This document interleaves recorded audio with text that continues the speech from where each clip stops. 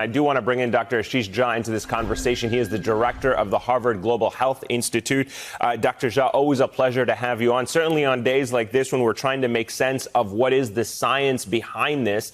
The Oxford University phase 1 trial, seemingly significant. Are you as optimistic as researchers there are? And does this mean that we could possibly see a vaccine ready to go this year?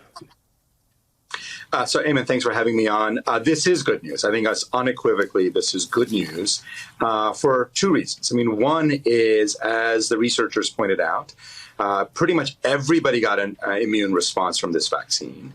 And then, there are two arms of your immune system, what we think about as humoral immunity, antibodies, and the second is cellular immunity, T cells.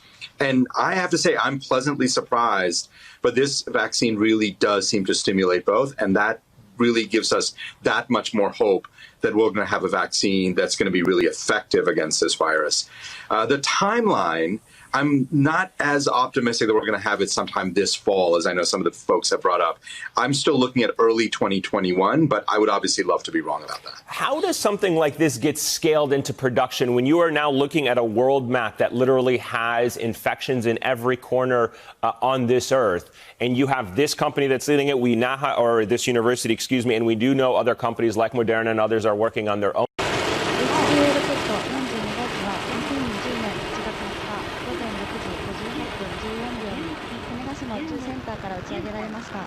have a liftoff with vehicle number 42 from Jackson Connection Space Center at 6:58:14 a.m. on July 20, 2020, Japan Standard Time.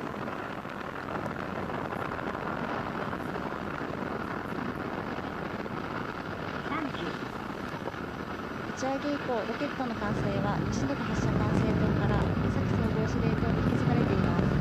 Following liftoff, the operation control of the launch vehicle has been switched from the workhouse to the launch control center.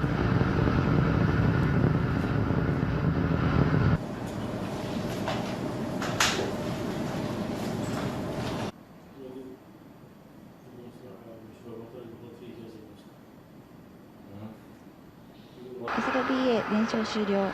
The SLBs have burned out.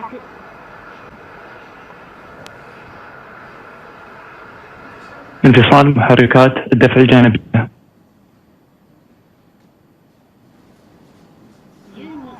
SLBA separation.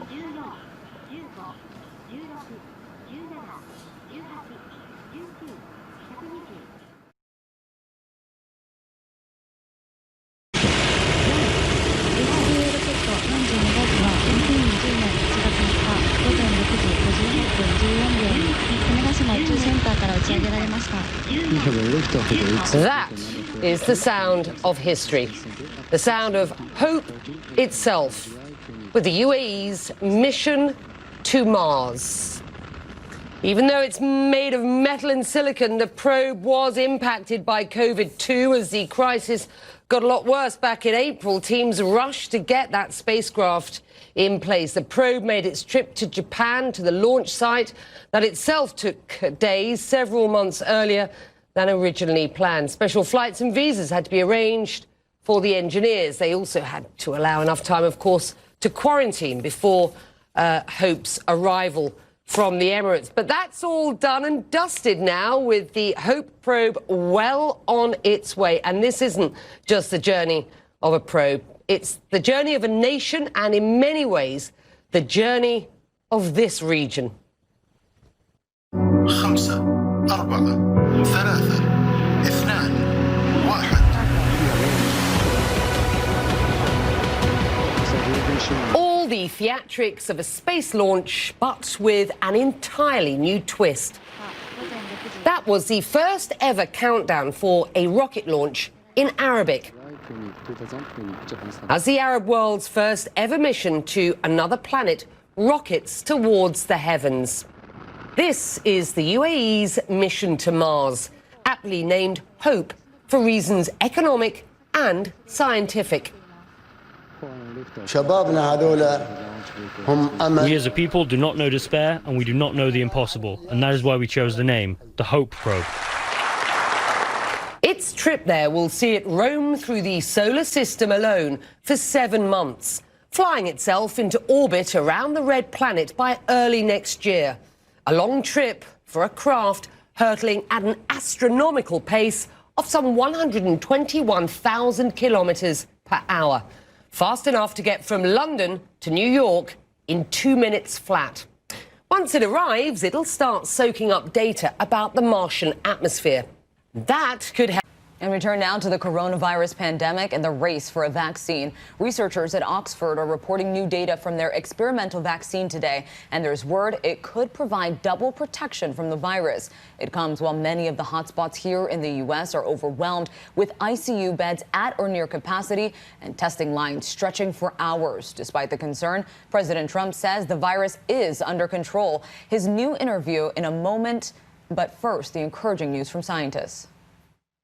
This morning, new hope for a coronavirus vaccine as Oxford University prepares to release new data on human trials today. Researchers reportedly believe they've developed a vaccine that gives double protection, generating both antibodies and so-called killer T cells. Researchers tell Britain's Daily Telegraph up to 2 billion doses of a vaccine could be ready in September, a timeline one of the leading scientists promised back in April. Well, personally, I have a high degree of confidence about this vaccine because it's technology that I've used before. But researchers acknowledge the results do not yet prove how long the immunity lasts. And now, Americans are facing new travel restrictions as a majority of states battle rising infections and hospitalizations. The Bahamas overnight announcing its national airline is immediately stopping all flights to the U.S. And beginning Wednesday, no Americans can enter the island nation either by plane or boat. The governor of Kentucky announcing nearly 1,000 new infections Sunday, the state's highest single-day number so far. This ought to be a wake-up call to everybody. This is a rough day for the Commonwealth. How about this? Today there are 30 children under 5 that have tested positive. 30. In California, LA's mayor says he's close to declaring a second stay-at-home order. How much worse does it have to get in Los Angeles before you feel compelled to issue another stay-at-home order? Sure. Well, I think we're on the brink of that. In Florida, more than 12,000 new cases Sunday, the state's 5th consecutive day of at least 10,000 cases. But this morning, President Trump insists the crisis is under control. Now we have somewhat of a surge in certain areas, and other areas we're doing great. But we have a surge in certain areas. In an interview with Fox News, the president was asked if he's downplaying the virus, falsely claiming the U.S. has one of the lowest mortality rates in the world. We're going to take a look. We had 900 deaths on a single day. We will take a look. This week. Ready? You can check it out. Could you please get me the mortality rate? Yeah. This morning, Congress has just days to act on a new coronavirus stimulus package before heading into recess. If there's no agreement, millions of Americans will lose the $600 of federal unemployment benefits that began in March.